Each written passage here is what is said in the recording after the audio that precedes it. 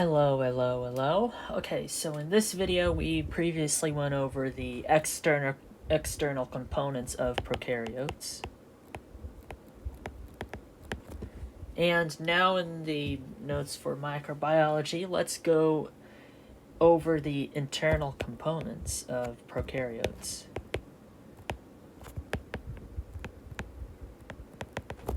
Right, let's start with the chromosome. We're talking specifically about one chromosome that is a circular shape.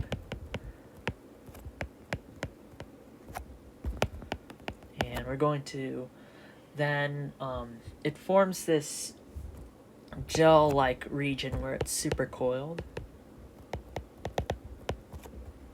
in the nucleoid.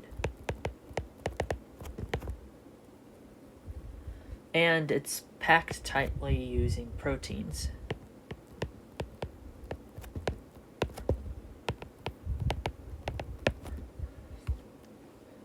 Alright, there are also plasmids in many bacterial species, and these are also circular, but they are small, accessory, double-stranded DNA. Usually there's only a few to several hundred genes on them, and these are shared with other bacteria. And one of the largest things from this genetic info between the bacteria that is derived through the cellular machinery would be the antibiotic resistance.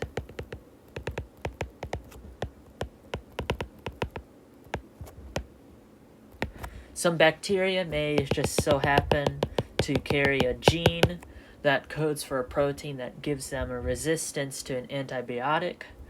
And so if we use chemical A on these bacteria, and let's say some of them have the plasmid that they could then use to get to RNA into a protein that gives them resistance to chemical A, some of them are going to survive.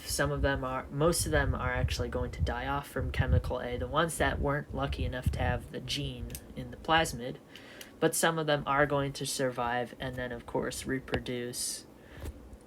However, if we just keep using chemical A on these bacteria without changing the antibiotic that we're using, this is just going to create even more resistant bacteria. I'm going to actually just highlight some of the resistant ones so we could tell them apart. Alright, so as you could see, chemical A killed off the ones that did not have the plasmid that had the gene for antibiotic resistance. However, we stuck with the same drug or chemical to treat them, and since these bacteria multiplied and passed this plasmid down to others as well as their own offspring, we are instead left with the resistant bacteria unless we switch to another drug which will then maybe hopefully target them. So that's like one of the main problems in microbiology and in medicine right now. We have these superbugs that are antibiotic resistant. They're being selected by the misuse of antibiotics, and as well as the lack of some antibiotics that could be changed out as well as used in moderation. Next, we are going to look at the ribosome of bacteria. These in bacteria still take the RNA to proteins. However, prokaryotic ribosomes have the 70S ribosome, and this is made from 30S plus 50S subunits. This S here just stands for it's kind of a system called the Svedberg. This is the SAE Svedberg. and it's a sedimentation constant or weight in a centrifuge based by size and shape. So what happened is they would have taken a pellet, and when you spin that pellet around in a centrifuge like a tornado, you'll have different bands depending on the weight as well as the size and sometimes the shape of whatever you spun. So the ribosomes just of prokaryotes had a 70S Svedberg rating. Alrighty, some other interesting things about the ribosomes. Some antibiotics are made to only target the 70S ribosome.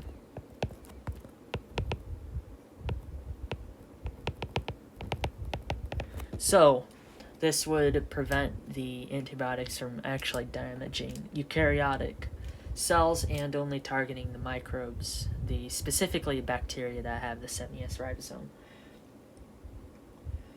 In eukaryotes, we have the 80S ribosome. So there's a big difference there. 80S ribosome comes from the 60 and 40, if I remember correctly, I think. We'll get back to that type of ribosome later on.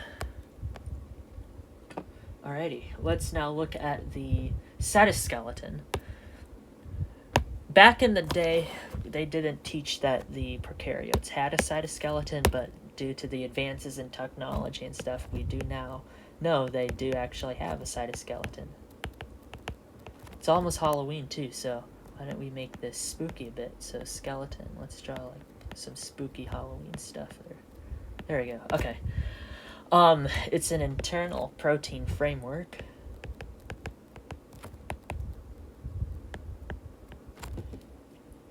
Where there's the active use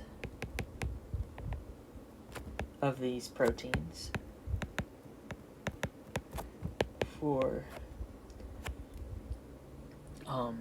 strength as well as signal sequences.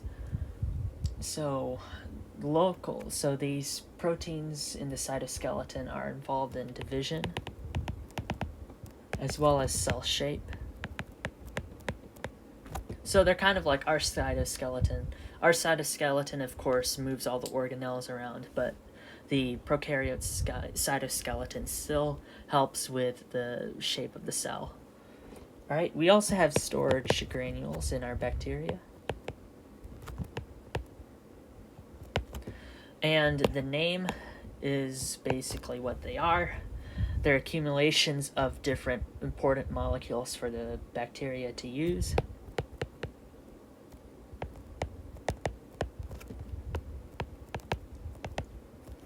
And they are made from nutrients when available in excess. So sometimes carbon or glycogen will be stored in excess in a storage granule. Bacteria may also have gas vesicles.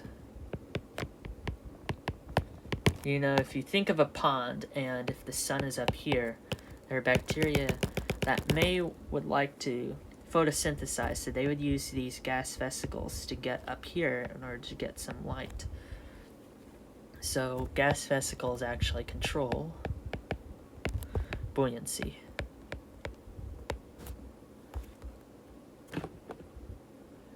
Alright, endospores. We're talking about our endospores again. These are dormant and resistant. Seen again only in Bacillus as well as Clostridium. And they could actually remain dormant for hundreds of years, and that is surprising and scary to me, in my opinion, a bit, because they're resistant to heat, chemicals, UV, and even boiling water.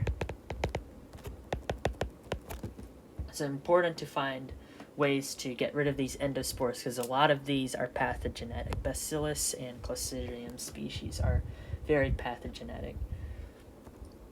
They have high calcium, so high calcium, and dipicolinic acid. And if they survive, they germinate into vegetative cells. And in the canning industry, endospores were a huge danger because if they germinate at room temperature in those sealed containers of all that food, then you get the buildup of toxins. And this is where a ton of food poisoning and other horrendous effects could come from. So if you have a can, it's dented. This is what the doctor was saying about dented cans at the supermarket. That dent may create an opening or even like just change or mess with the temperature in the environment in that can. All of a sudden the bacteria start partying and they're growing, they're producing all these toxins, and then when you eat them, let me draw a person eating the bacteria, and then that person's there no longer, or they're in a hospital bed, unfortunately, because of the food poisoning. Alrighty, that's going to be all the internal components of prokaryotes that we're covering. Thanks so much for tuning in, and please do something nice for someone.